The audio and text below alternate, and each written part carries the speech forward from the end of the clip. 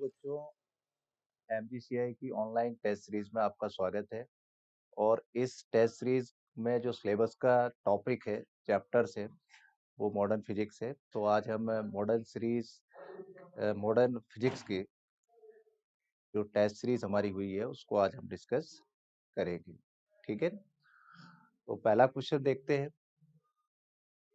पहला क्वेश्चन है कि मिल्कॉन के प्रयोग में धातु की दो क्षितिज प्लेटों के बीच दूरी 2.5 सेंटीमीटर तथा विभवांतर 250 वोल्ट आरोपित किया गया है, तो प्लेटों के मध्य विद्युत क्षेत्र होगा। तो इसमें सीधा हमें एक फॉर्मूला यूज करना है, P equal to E D. और बच्चों इसमें वैल्यू अपने को रखना है। अब इसमें जो वैल्यू है वो आपको लिखना है 250 वोल्ट। ई का मान पता करना है हमें, और डी का वैल्यू है 2.5 सेंटीमीटर। तो हम यहाँ पर इसको मीटर में बदल देंगे। जैसे ही हम इसको मीटर में बदलेंगे और इसको अगर हम कैलकुलेट करेंगे तो ये देखिए आप 2.5 ये ऊपर चला जाएगा, एक दशमलव को हटा देते हैं तो ये हमारे पास 10 बार कटेगा, तो 1 2 3 4 ये हमारा आंसर हो जाएगा 10,000 वोल्ट। ठीक है, तो इसमें आंसर कहाँ दिख रहा है? सी। तो सी हमारा आंसर आ गया। ठीक है ना बच्चों, नेक्स्ट क्वेश्चन देखते हैं। नेक्स्ट क्वेश्चन में बोला है कैथोड किरण की कण प्रकृति सिद्ध होने का कारण। तो चौथा इसका कारण है क्योंकि ये किरणें विद्युत और चुंबकीय क्षेत्रों में से विक्षेपित हो जाती हैं। थ्योरेटिकल है। नेक्स्ट क्वेश्चन, एक इलेक्ट्रॉन 10⁵ वोल्ट के विभव द्वारा त्वरित किया जाता है इलेक्ट्रॉन द्वारा प्राप्त ऊर्जा। तो ऊर्जा हो जाएगी Q इंटू बी, 1.6 इसका मान आवेश का गुणा 10⁻19, और वोल्टेज कितना दिया है? 10⁵5। तो ये हो जाएगा 1.6, और ये इसका जूल में आंसर आएगा। ठीक है, तो आपका आंसर कौन हो गया? सी हो गया। ठीक है, तो यहाँ पर आपका 1.6 ये आंसर आपका करेक्ट है जूल में। ठीक है ना, नेक्स्ट क्वेश्चन देखते हैं। नेक्स्ट क्वेश्चन फिर थ्योरेटिकल है। परमाणु के नाभिक के कण होते हैं, तो आपको पता है कि प्रोटॉन और न्यूट्रॉन इसके कण होते हैं, तो डी ऑप्शन करेक्ट है। नेक्स्ट क्वेश्चन में चलते हैं। नेक्स्ट क्वेश्चन में बोला है कि इलेक्ट्रॉन व अल्फा कण को विराम से 100 वोल्ट विभवांतर पर त्वरित करने पर उनके संवेगों का अनुपात क्या होगा।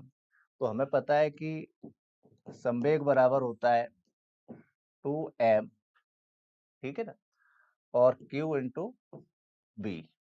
अब इसमें क्या है कि विभवांतर 100 वोल्ट दिया है जो कि कांस्टेंट है, 2 भी कांस्टेंट है, तो सीधा इसमें आपको ये वाला यूज करना है, P directly proportional to √m³।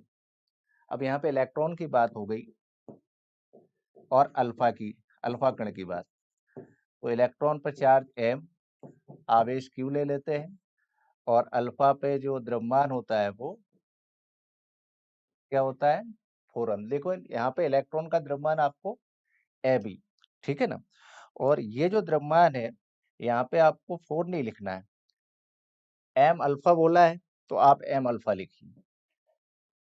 ठीक है ना, अगर वो बोलता है कि 4m के टर्म में तो अपन 4m के टर्म में लेके आते हैं उसको, और इसका चार्ज इससे क्या हो जाता है? डबल। तो ये आपका इसका आंसर हो जाएगा Me2m अल्फा। तो आंसर को थोड़ा सा ध्यानपूर्वक अपने को मार्क करना है हमेशा जब भी एग्जाम में अपन सॉल्व करें। Me√2m अल्फा हो गया। Next question. नेक्स्ट क्वेश्चन में दिया है एक इलेक्ट्रॉन 100 वोल्ट पर त्वरित करने पर इसकी गतिज ऊर्जा क्या होगी? तो गतिज ऊर्जा का सीधा फॉर्मूला है Q इंटू वी 1.6, ये आवेश, और यहाँ पर 100 वोल्ट, तो ये हो जाएगा 1.6 और ये 17, ठीक है ना, ये आपका 17 हो गया। आंसर आपका जूल में आएगा। Option C is a correct answer, ठीक है। नेक्स्ट क्वेश्चन देखते हैं। नेक्स्ट क्वेश्चन, कैथोड किरणें होती हैं तो इलेक्ट्रॉन पुंज होती है, ठीक है ना। सेकंड, एक इलेक्ट्रॉन के ऊपर क्वेश्चन है, ई कूलाम आवेश का एक इलेक्ट्रॉन v वोल्ट विभवांतर से त्वरित होता है तो इसकी ऊर्जा। तो अभी बताइए, आपको कई क्वेश्चन में इसका यूज किया फॉर्मूले का, ये इसकी ऊर्जा होती है Q इंटू बी। तो इलेक्ट्रॉन के लिए हम चार्ज को E लिखते हैं, E इंटू बी। तो पहला ऑप्शन करेक्ट हो गया। नेक्स्ट क्वेश्चन, इलेक्ट्रॉन वोल्ट इकाई ऊर्जा की होती है, सभी को पता है, ठीक है ना। तो option B is correct. Next question, यहाँ पे बोला है 10 की पावर -10 मीटर तरंग दैर्ध्य वाले एक इलेक्ट्रॉन की चाल, इलेक्ट्रॉन की चाल पूछिए। तो हम लिखेंगे यहाँ पर lambda equal to H upon M B. तो आपसे चाल पूछी है एच एम लैम्डा। प्लैंक नियतांक का मान, इलेक्ट्रॉन का द्रव्यमान लिखेंगे 9.1 इंटू 10⁻31 गुणा, अच्छा यहाँ पर थोड़ा सा मुझे तरंग दैर्ध्य यहाँ पे लिख लीजिएगा, क्योंकि आपको तरंग दैर्ध्य दे रखी है, ठीक है ना। तो तरंग दैर्ध्य कितनी दी है भाई? 10⁻−10। अगर बच्चों हम इसको सॉल्व करें, कैलकुलेशन इसका करेंगे अगर हम, तो ये 7 टाइम्स कट जाएगा और उसकी पावर आएगी 6 बचेगी। तो option C is a correct option, ठीक है ना। नेक्स्ट क्वेश्चन, सो फॉर्मूला आपको ध्यान में रखना था कि अल्फा कण तथा प्रोटॉन कण के विशिष्ट आवेश का अनुपात क्या होगा। तो अल्फा कण का विशिष्ट आवेश, विशिष्ट आवेश का मतलब होता है आवेश बटा द्रव्यमान, ठीक है। और ये द्रव्यमान हो गया हमारा। अल्फा कण पे अगर अपन देखें तो अल्फा कण पर आवेश कितना होता है 2q, और द्रव्यमान कितना होता है 4m। तो अगर इसको अपन डिवाइड करें तो 1/2 q/m, q/m, ठीक है ना। तो अगर हम यहाँ पे देखें तो ये जो आवेश है वो कितना हो जाएगा, प्रोटॉन का आवेश q और उसका द्रव्यमान m। तो अगर हम इसका रेशो निकालें तो ये तो आपके अल्फा कण का मैंने लिखा, अल्फा कण का विशिष्ट आवेश का अनुपात, ठीक है बच्चों। ये अल्फा कण का है, तो अपने को अल्फा कण, और ये किसका है, प्रोटॉन का। तो यहाँ पे प्रोटॉन का नीचे आ जाएगा, तो ये अनुपात कितना बचेगा 1/2, यानी 1:2,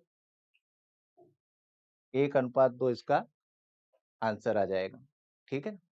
यानी कि यहाँ पर अपन लिखेंगे 1:2, ठीक है। इसके बाद नेक्स्ट क्वेश्चन जो है हमारा, वो कह रहा है कि इलेक्ट्रॉन को 45.5 वोल्ट के विभवांतर से त्वरित किया जाता है तथा इसके द्वारा प्राप्त वेग क्या होगा। तो भाई गतिज ऊर्जा उसके पास थी, यानी हो जाएगी बाद में, क्योंकि उसको Q इंटू बी है ना, ये पोटेंशियल डिफरेंस, इस एनर्जी से ये प्रोजेक्ट होगा, ठीक है। तो अब इसमें अगर अपन वैल्यू रखें तो ये बेटा वैल्यू आपकी ये विभवांतर है, तो विभवांतर और ये इलेक्ट्रॉन का आवेश, विभवांतर कितना है 45.5, 1/2, द्रव्यमान का कितना हो जाएगा 9 पॉइंट, इसका यानी इलेक्ट्रॉन का द्रव्यमान वैल्यू, और ये हो जाएगा v स्क्वायर। ठीक है, तो अगर हम इसको सॉल्व करेंगे तो हमें जो स्पीड इसकी मिलेगी वो 4 इंटू 10⁶ मीटर पर सेकेंड हमको मिलेगी। इसमें मेन कॉन्सेप्ट था कि आपको कौन सा फॉर्मूला यूज करना था। ठीक है, तो ये आपका ऑप्शन करेक्ट हो जाएगा। ठीक है, नेक्स्ट क्वेश्चन देखते हैं। अब इसमें वापस से विद्युत क्षेत्र में हमने आवेश को एक्सीलरेट करवाया, त्वरित करवाया। तो यहाँ पे अपन क्या करेंगे, F equal to m a लगाएंगे। अब विद्युत क्षेत्र में ये गतिमान है तो क्यू ई इक्वल टू हो जाएगा एम ए। क्यू का मान कितना हो जाएगा 3e। ई द्रव्यमान कितना दिया है 2m इंटू ए, तो ये हो जाएगा 3e अपॉन 2m इंटू ए। ठीक है ना, 3e upon 2m equal to a, sorry. ठीक है, तो ये ऑप्शन कहाँ पे अपना रहेगा, किसमें आ रहा है, डी में आ रहा है। ठीक है ना, अगला अगला क्वेश्चन है कि ये बोल रहा है कि जो v वेग से गतिमान m द्रव्यमान का कण है उसमें डी ब्रोगली तरंग दैर्ध्य का अपने को बताना है कि डी ब्रोगली तरंग दैर्ध्य क्या होगी। तो इसका फॉर्मूला ही होता है h अपॉन एम बी। ठीक है, तो ये आपका पहला ऑप्शन करेक्ट हो गया। ठीक है, नेक्स्ट क्वेश्चन देखते हैं। नेक्स्ट क्वेश्चन में यह है कि इलेक्ट्रॉन की गतिज ऊर्जा के बढ़ने से तरंग दैर्ध्य पर क्या प्रभाव पड़ेगा। तो बच्चों हमको पता है P इक्वल टू 2m की। अब इसको तरंग दैर्ध्य में कन्वर्ट करना है तो हमको मालूम है कि लैम्डा इक्वल टू क्या होता है बेटा, h अपॉन पी। तो P की वैल्यू क्या हो जाएगी h बाय लैम्डा। तो अगर हम h बाय लैम्डा लिखें और ये हो जाएगा 2m तो ये व्युत्क्रमानुपाती वाला रिलेशन यहाँ पर या संबंध बन रहा है। यानी एक चीज को अगर आप बढ़ाते हैं तो दूसरी घटती है। तो ये क्या बोल रहे हैं कि गतिज ऊर्जा को आप बढ़ाएंगे तो तरंग दैर्ध्य क्या हो जाएगी, कम हो जाएगी। ऑप्शन ए करेक्ट है। नेक्स्ट क्वेश्चन कह रहे हैं एक प्रोटॉन तथा एक अल्फा कण की डी ब्रॉगली तरंग दैर्ध्य समान है तो इनके वेगों की निष्पत्ति। ठीक है ना, प्रोटॉन और अल्फा कण है, तरंग दैर्ध्य समान है दोनों की, तो ये कांस्टेंट हो गया, एस तो है ही कांस्टेंट, तो पीवी नियत हो जाएगा। तो अगर हम बोले कि प्रोटॉन का संवेग और ये अल्फा का, ठीक है ना, तो इनके आपको वेगों की अनुपात चाहिए। तो यहाँ पे क्या लिखेंगे हम, देखो प्रोटॉन का द्रव्यमान m ले लेते हैं। ठीक है ना, इसका वेग लिख लिया प्रोटॉन का, अल्फा कण का द्रव्यमान 4m और ये क्या हो जाएगा b अल्फा। तो अब ये अपने को देखना है कि पहले कौन आया प्रोटॉन, तो उसको ऊपर लिखेंगे और अल्फा कण का वेग नीचे लिखेंगे। तो अनुपात आपका क्या हो जाएगा 4:1, यानी ये हो गया सी ऑप्शन। अगला क्वेश्चन देखते हैं। अगले क्वेश्चन में बोला है कि तरंग दैर्ध्य और डी ब्रॉगली और ऊर्जा, इन तीनों का संबंध अपने को बताना है। तो ये तो फॉर्मूला ही होता है 2m इंटू ई, तो ये वाला ऑप्शन आपका सही हो गया। ठीक है, नेक्स्ट क्वेश्चन देखते हैं।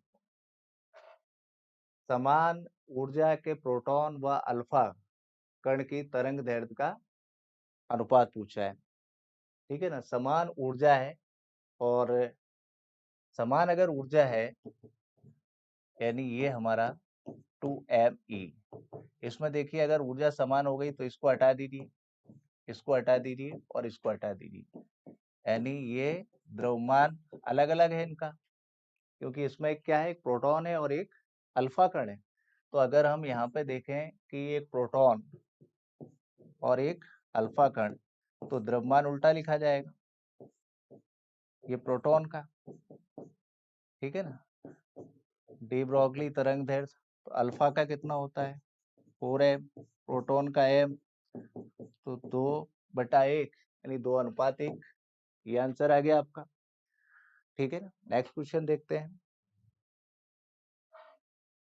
यदि एक इलेक्ट्रॉन तथा एक प्रोटॉन समान तरंग दैर्ध्य के तरंगों के रूप में संचित हो तो इसका अर्थ है कि उनकी ऊर्जा समान है, वेग समान है, संवेग समान। अब देखो क्वेश्चन में सबसे पहले क्या बोल रहा है कि तरंग दैर्ध्य क्या है, समान है। तो अभी पिछले ही क्वेश्चन में मैंने बताया था कि अगर तरंग दैर्ध्य समान हो जाएगा और तो ये कांस्टेंट हो जाएगा, एच भी कांस्टेंट है, तो पी भी क्या हो जाएगा, कांस्टेंट हो जाएगा, यानी संवेग क्या हो जाएगा हमारा, समान हो जाएगा, ठीक है ना। नेक्स्ट क्वेश्चन देखते हैं। इसमें बोला है डी ब्रॉगली तरंग दैर्ध्य है ना किसके व्युत्क्रमानुपाती होती है, तो अभी अपन ने फॉर्मूला H/P, तो लैम्डा 1/P ये रिलेशन बनता है, तो आपका डी ऑप्शन क्या हो गया, सही हो गया, ठीक है ना। नेक्स्ट क्वेश्चन देखते हैं। नेक्स्ट क्वेश्चन में बोल रहे हैं क्रिकेट की गेंद के बारे में कहा गया है कि गतिमान है, तो इसकी डी ब्रॉगली तरंग दैर्ध्य क्या होगी। तो इसमें आपको लिखना है, अभी जो हमने फॉर्मूला बताया वही फॉर्मूला दोबारा इन्होंने इस पे पूछ लिया है, ठीक है ना, तो ये वाला ऑप्शन आपका करेक्ट हो जाएगा। नेक्स्ट क्वेश्चन देखते हैं। इसमें बोला है कि एक फोटोन का संवेग 3.3 10⁻⁻29 kg/s है, इसकी आवृत्ति क्या होगी। तो एक आपको रिलेशन याद होना चाहिए, E = PC। इस रिलेशन से क्वेश्चन बड़ी जल्दी हो जाता है। और देखो इसमें इसने आवृत्ति पूछी है, तो आवृत्ति को मैं h न्यू लिख देता हूँ, और ये PC तो न्यू PC/h, ये इसके लिए फॉर्मूला बन गया। तो न्यू P की वैल्यू कितनी है 3.3 × 10⁻⁻29, और प्रकाश का वेग 3 × 10⁸ और प्लैंक नियतांक का मान रख दिया हमने। प्लैंक नियतांक का मान रखेंगे, इसको अपन सॉल्व करेंगे, ठीक है ना। ये 2 टाइम्स कैंसिल हो जाएगा, और 3 1.5, अगर अपन पावर को कैलकुलेट करें तो इसकी पावर 13 बचेगी 10⁻13, तो कहने का मतलब 1.5 × 10⁻13, ये वाला आंसर सही हो गया। नेक्स्ट क्वेश्चन देखते हैं। लैम्डा तरंग दैर्ध्य के फोटोन की ऊर्जा होगी, लैम्डा तरंग दैर्ध्य के फोटोन की ऊर्जा होगी। अब फोटोन की ऊर्जा के लिए दो फॉर्मूले हैं, एक तो एच न्यू है और एक hc/λ है, ठीक है ना। तो आपसे कौन सा फॉर्मूला पूछा है, ये वाला पूछा है, hc/λ वाला, यानी ऑप्शन डी इसका आंसर होगा। नेक्स्ट क्वेश्चन देखते हैं। नेक्स्ट क्वेश्चन में क्या है कि फोटोन का विराम द्रव्यमान क्या होता है, 0 होता है, ठीक है। 25 बोल रहा है कि एच न्यू ऊर्जा के फोटोन का संवेग पूछ रहा है, फोटोन का संवेग। तो अभी मैंने फॉर्मूला बताया था E = PC, तो बेटा यहाँ पर एच न्यू और ये C नीचे आ जाएगा, तो ये संवेग हो जाएगा। ये फॉर्मूला बहुत इंपॉर्टेंट है, ठीक है ना। तो h/c कौन सा है भाई साहब, h/c ऑप्शन ए, ठीक है ना। तो ये इसका सॉल्यूशन रहेगा h/c। नेक्स्ट क्वेश्चन, फोटोन गतिमान है तो उसका द्रव्यमान क्या होगा। हम जानते हैं mc² = h होता है, ठीक है ना। द्रव्यमान हो जाएगा आपका h/c², तो option B is the correct option. Next question, यदि फोटोन का संवेग p तो उसकी आवृत्ति होगी।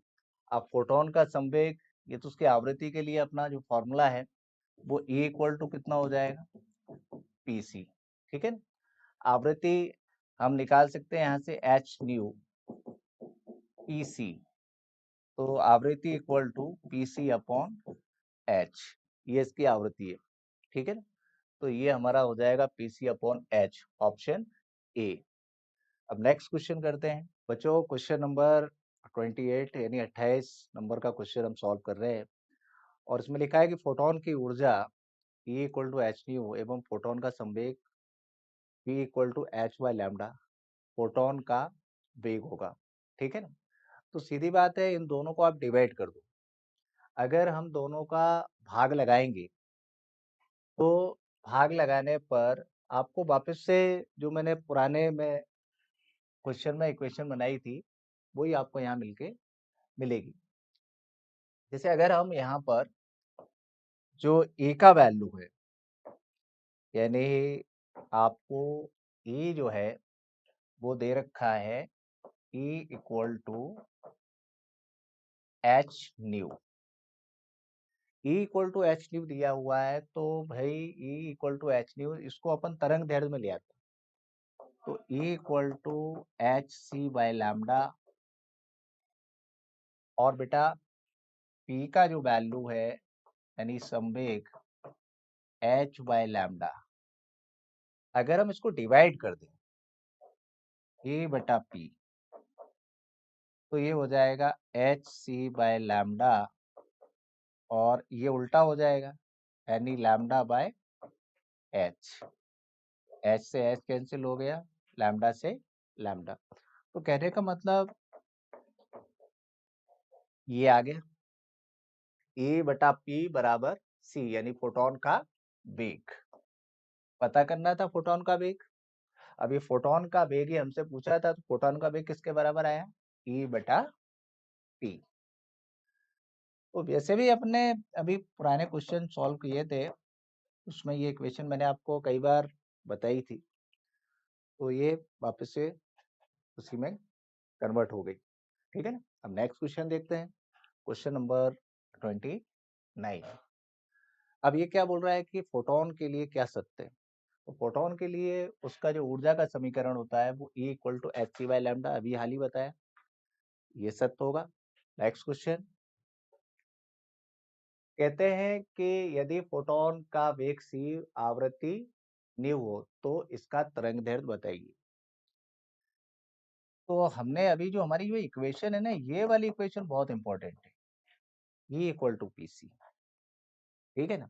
ये इक्वेशन बहुत इंपॉर्टेंट है और इस क्वेश्चन को सॉल्व करने के लिए हम दूसरी इक्वेशन का भी यूज कर सकते हैं। जैसे आप मान लीजिए मैं इससे ना हटा के इस इक्वेशन का यूज कर लेता हूँ, क्योंकि इस इक्वेशन का क्यों है, क्योंकि ये बेसिक क्वेश्चन है, तरंग दैर्ध्य अपने से पूछ रहा है, ठीक है ना।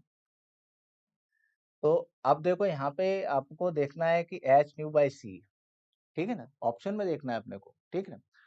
अगर हम फंडामेंटल इक्वेशन से भी इसका क्वेश्चन सॉल्व करेंगे तो हो जाएगा, लेकिन आपको टाइम अगर बचाना है तो हम इसका भी यूज कर सकते हैं। अभी मुझे ऐसा लग रहा है कि ये अप्रोप्रिएट है, ये इक्वल टू, इससे जल्दी हो जाएगा। जो पहले अपने इक्वेशन लिखा था ना, ई इक्वल टू पी सी, ठीक है ना, इससे भी क्वेश्चन जल्दी सॉल्व हो जाता है, ठीक है ना। तो अगर हम यहाँ पर देखें कि इसकी तरंग दैर्ध्य हमसे पूछी है, तो हमसे ई के फॉर्म में भी आंसर दिया हुआ है, देखो। तो ई अगर यहाँ पे अपन लिखते हैं, ठीक है ना, और इसको मैं बोल देता हूँ जो लैम्डा है वो एच बाई पी होता है, और पी की जगह हम क्या लिख देते हैं, एच बाई लैम्डा। तो ये हो जाएगा एच बाय लैम्डा इंटू सी। तो अब मैं कोई एक्स्ट्रा इक्वेशन आपको नहीं देना चाह रहा हूँ, इसलिए इसको वापस से अप्लाई किया। तो अब आपको तरंग दैर्ध्य की वैल्यू क्या मिलेगी, ये अपने पर तरंग दैर्ध्य हो जाएगा आपका लैम्डा एच सी बटा ई, ये आपका तरंग दैर्ध्य आ गया। अब देखते हैं कौन सा मैच कर रहा है क्वेश्चन का आंसर।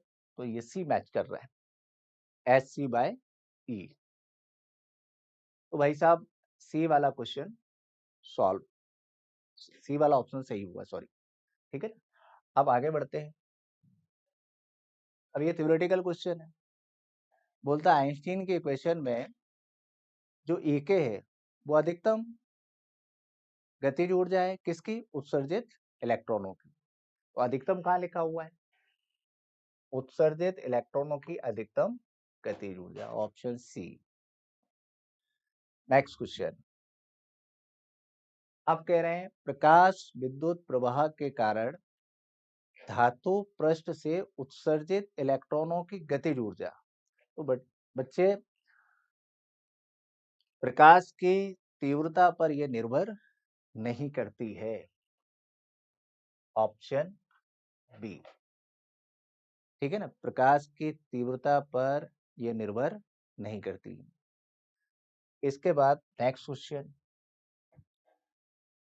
आइंस्टीन को किस खोज के लिए नोबेल पुरस्कार प्राप्त हुआ था? तो प्रकाश विद्युत समीकरण के लिए इनको नोबेल पुरस्कार मिला हुआ था। Next question.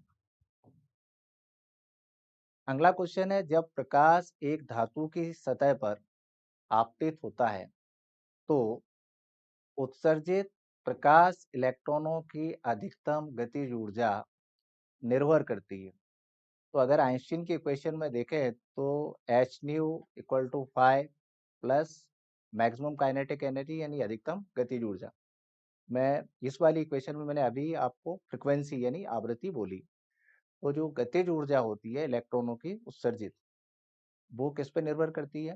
आवृत्ति पर। तो आपतित प्रकाश की आवृत्ति पर। Next.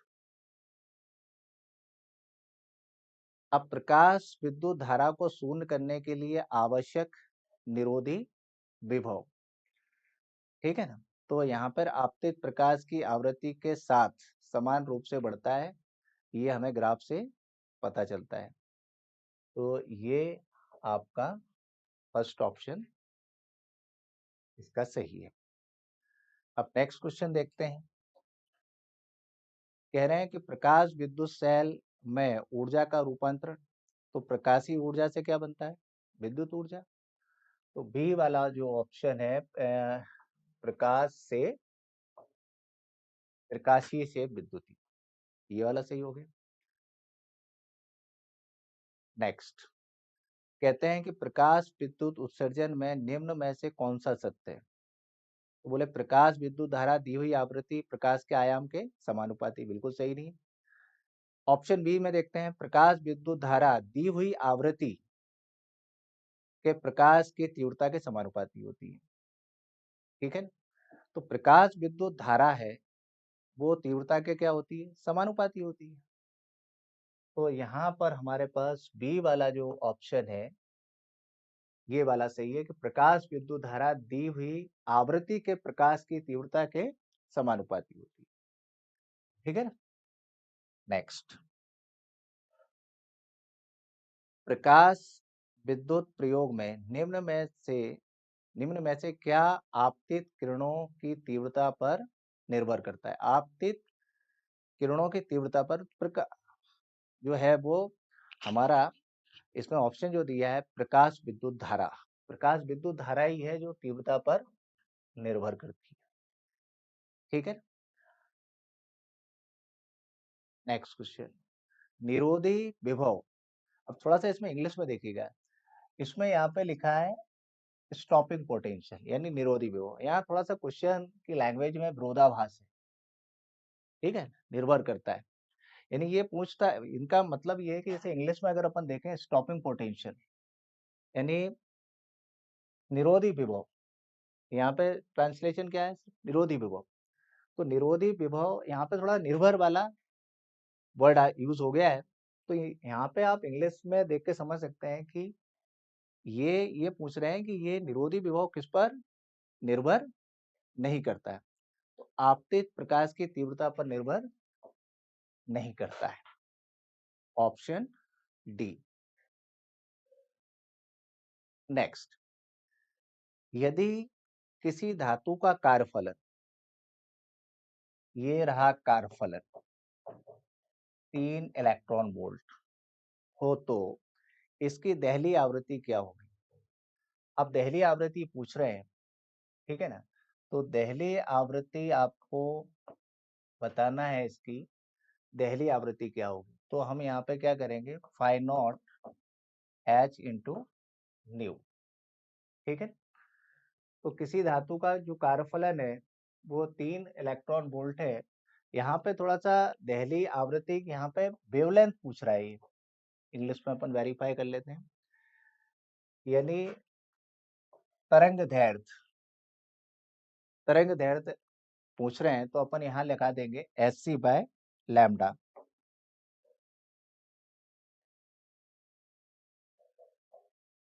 H c by lambda not phi not, ठीक है। अब यहाँ पर क्या हो जाएगा, 3 इलेक्ट्रॉन वोल्ट, ये हमेशा इलेक्ट्रॉन वोल्ट में होना चाहिए। अगर ये इलेक्ट्रॉन वोल्ट में है तो एस सी की जो वैल्यू होती है वो 12,400 अपॉन लैम्डा नॉट।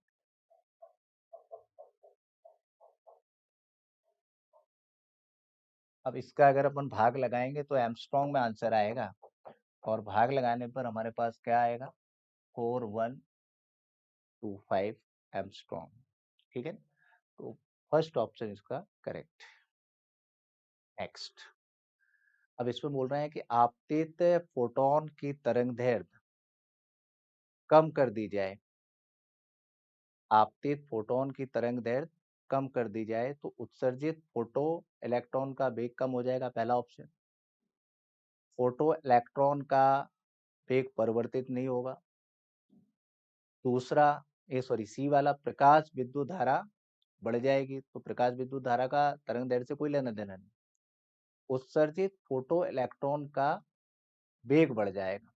सीधी बात है कि अगर आप आपतित प्रकाश का तरंग दैर्ध्य कम कर देंगे तो एनर्जी जो आपतन वाली है वो बढ़ जाएगी। तो उससे क्या होगा कि जो इलेक्ट्रॉन निकलेंगे उनकी गतिज ऊर्जा क्या हो जाएगी, बढ़ जाएगी। यानी इक्वेशन से अगर अपन देखें, इस वाली इक्वेशन से एच सी बाय लैम्डा के मैक्स वर्क फंक्शन यानी कार्यफलन, यानी ये कह रहे हैं कि अगर हम तरंग दैर्ध्य को कम कर देंगे तो ये क्या हो जाएगी, यानी गतिज ऊर्जा बढ़ेगी, तो इसका मतलब वेग भी क्या हो जाएगा, बढ़ जाएगा। अब दूसरा यानी 42, प्रकाश के फोटोन सिद्धांत के अनुसार जब निर्वात में फोटोन इलेक्ट्रॉन से टकराता है तब फोटोन, ये कौन सी राशियां हैं कि परिवर्तित नहीं होती। तो कहने का मतलब है कि जब भी फोटोन इलेक्ट्रॉन से टकराता है तो ऊर्जा और संवेग का एक्सचेंज होता है। फोटोन यानी चाल नहीं बदलती, कहने का मतलब सिर्फ एनर्जी और मोमेंटम यानी ऊर्जा और संवेग एक्सचेंज होते हैं, चाल वही की वही रहती है, तो चाल बदलती नहीं है। वो option c correct. Next question, alpha कण किस परमाणु का नाभिक है। तो जग जाहिर है हीलियम करेक्ट आंसर है इसका। सोडियम का कार्यफलन 2.3 इलेक्ट्रॉन वोल्ट है, तो सोडियम की दहली तरंग दैर्ध्य, तो अभी बताया, कार्यफलन बराबर h c by lambda not, इसे बोलते हैं दहली तरंग दैर्ध्य, दहली तरंग दैर्ध्य। तो फाई नॉट यानी कार्यफलन कितना दिया है, 2.3 इलेक्ट्रॉन वोल्ट में दिया है बच्चों, तो इसको अपन डायरेक्ट लिख दो 12,400 लैम्डा नॉट। अगर यहाँ पे लैम्डा नॉट की वैल्यू इधर कर दें अपन तो ये हो जाएगी 2.3, और यहाँ पर एक जीरो और बढ़ा देते हैं, डिवाइड करेंगे तो डिवाइड करने पर इसमें आएगा 5380 एमस्ट्रॉन्ग। तो ये इसका आंसर हो गया 44 का। नेक्स्ट क्वेश्चन, निम्न में से क्या प्रकाश की कण प्रकृति को दर्शाता है। तो प्रकाश विद्युत प्रवाह दर्शाता है, ये हो गया, थ्योरेटिकल है बिल्कुल। निम्न में से क्या सही है, तो अभी बताया मैंने कि आप इस समीकरण को जानते हैं, पी सी बराबर होता है ई। तो अगर हम इसका स्क्वायर कर दे दोनों साइड, तो ये फॉर्मेट बना देती है। तो ऑप्शन क्या हो गया आपका करेक्ट? सी। इसके बाद ये मोस्ले का नियम है, और इसमें जो फर्स्ट है ऑप्शन वही सही है। F equal to a z minus b square, और भी स्थिरांक है। ठीक है, तो ये बिल्कुल थ्योरेटिकल लॉ है, इसमें कुछ समझाने की जरूरत नहीं है, याद होना चाहिए आपको। निम्न में से किसकी विभेदन क्षमता या भेदन क्षमता सर्वाधिक है? ये भी मेमोरी बेस्ड क्वेश्चन है। तो गामा किरणों की भेदन क्षमता सबसे ज्यादा होती है।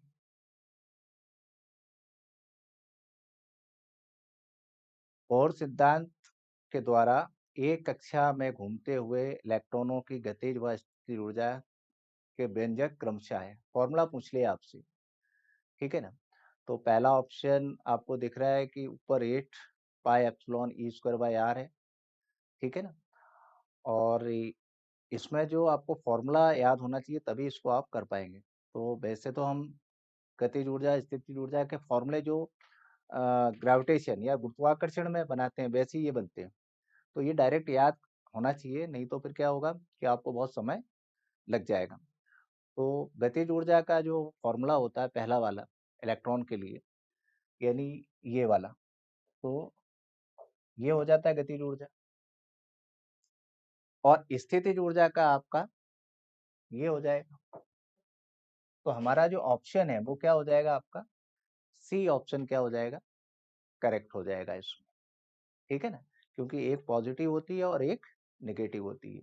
अब यहाँ पे ये तो हो नहीं सकता कि उसके ऊपर 8 आ रहा है, 8 नीचे आता है, ठीक है ना। और 4 भी नीचे आता है, और एक पॉजिटिव होती है और एक नेगेटिव होती है। तो इन दोनों में से ऐसा दिख रहा है पॉजिटिव एक नेगेटिव, लेकिन यहाँ पे 8 और 4 काम बिगाड़ रहे हैं। ये गलत लोकेशन पे लिखे हुए हैं, ये सही पर है। तो ये ऑप्शन अपना सही हो गया। हाइड्रोजन परमाणु में निम्नतम ऊर्जा स्तर में इलेक्ट्रॉन का कोणीय संवेग, तो L equal to NH upon 2 pi होता है। यहाँ पे n का वैल्यू क्या हो गया? 1। न्यूनतम के लिए पूछा है, निम्नतम के लिए तो H अपॉन 2 पाई यहाँ पर इसका आंसर हो गया 4th। Thank you very much बच्चों।